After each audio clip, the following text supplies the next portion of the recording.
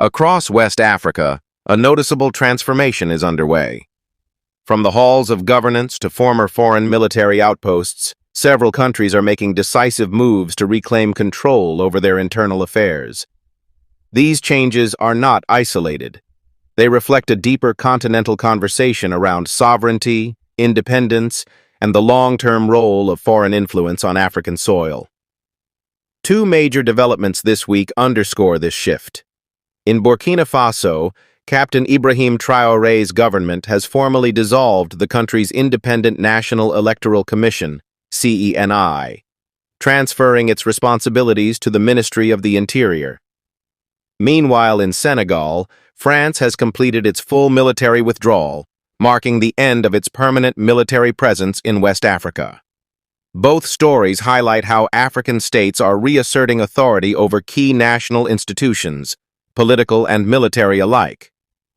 Below is an analysis of each development and what it may signal for the region's future. Sacrifice consenti hier par nos frères d'armes en Afrique pour nos intérêts respectifs, notre sécurité commune et des valeurs partagées, lorsque la France est intervenue à plusieurs reprises. 3, 2, 1. Burkina Faso dissolves Electoral Commission as sovereignty agenda. Deepens Burkina Faso's transitional government, led by Captain Ibrahim Traoré, has taken a bold step by officially dissolving the country's Independent National Electoral Commission, CNI. The announcement was made by Minister of Territorial Administration Émile Zerbo, who cited financial efficiency and the need to reinforce sovereign control over the electoral process as key motivations behind the decision. The Ministry of Interior will now oversee the organization of future elections.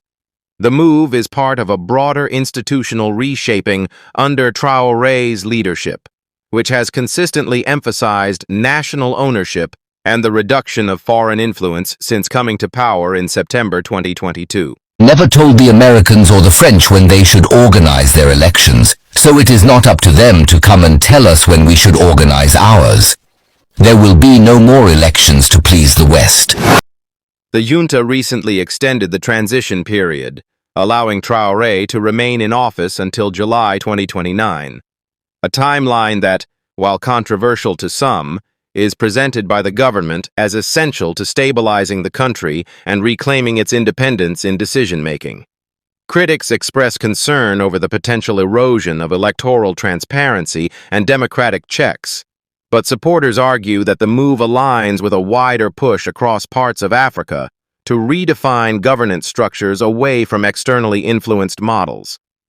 In this context, Burkina Faso's decision is seen not merely as administrative reform, but as part of a growing assertion of sovereignty in the Sahel.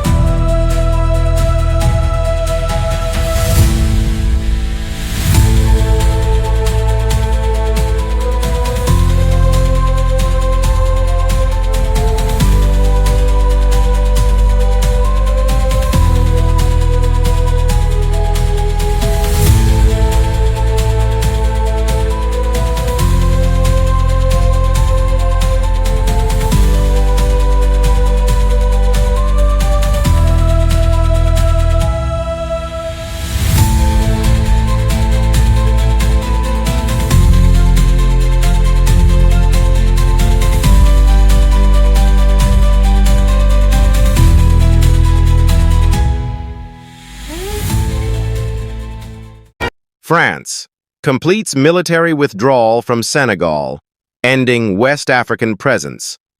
In a development that further underscores this regional shift, France has officially ended its permanent military presence in Senegal, closing its last operational bases in West Africa. On July 17, 2025, a formal handover ceremony was held at Camp Guyla in Dakar, where roughly 350 French soldiers were stationed. The airfield at Dakar's international airport was also returned to Senegalese control. This final phase of withdrawal follows a directive from Senegalese President Bassirou Diomaye Faye, who called for all foreign troops to leave the country by the end of 2025. While the end of France's physical military footprint is significant, both nations have signaled a desire to continue cooperating, though now under new terms, focusing on targeted training and joint efforts rather than permanent deployment.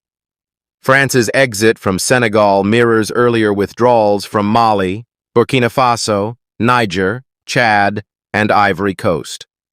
With Djibouti remaining the only French base on the continent, the broader trend reflects a recalibration of Africa-France relations and a continental re-evaluation of foreign military partnerships. Taken together, developments in both Burkina Faso and Senegal highlight an emerging era of African governance, where sovereignty, self-determination, and institutional independence are becoming central themes. While the road ahead will demand a careful balance between autonomy and accountability, these changes suggest a region increasingly committed to charting its own course.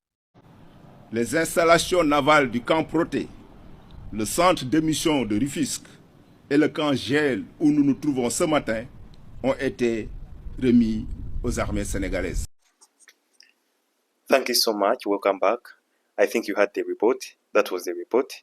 There are two major things. The first one, it was the dissolve of the National Electoral Commission by Captain Ibrahim Traoré. The authorities cited that there is a lot of foreign interference and lack of transparency in elections. So the move was taken by Ibrahim Traoré to make elections in Burkina Faso to benefit the masses, not like for only elites, like if they are going to pay voters. After paying voters, the voters will vote them, as you know. It has always happened in different parts of the world, mainly in Africa, so this thing has always been happening. So Ibrahim Traoré had to take that bold move, even his cabinet. So elections will be conducted, and they will be with an overseer, that is the Minister of Internal Affairs. So there must be free and fair elections to benefit the masses, not foreign intervention that always manipulate those elections and impose someone the country doesn't want and someone the country didn't vote for. So that is it. So that is the point the authorities in Burkina Faso raised, and indeed it makes sense because they are in a revolution and they want to reclaim their own sovereignty, as Traore always say. So another thing was the leaving of the French troops from Senegal. That is the best move. You will never have an independent country or a successful country hosting a foreign military base. Always there is interference in elections and internal affairs of that host country. So for the Senegalese to ask the French to leave, it was also a broader way to reclaim their independence, their sovereignty, because they have been struggling, and there are reports that suggest that there were foreign interference in elections and everything. So you see that that was also another bold move taken by the authorities in Senegal, led by Diomaye Faye, the president of Senegal, and his prime minister, Ousmane Sonko. So the French had to leave, and they handed over the base to the authorities of Senegal. So thanks for being part of the family, and I really welcome you. I will update you on every development concerning African politics and even beyond. But mostly, we are focusing on African politics and developments. So thank you for being part of the family. I really welcome you, and thank you for everything you do for your support to this channel. Let's meet in the next video.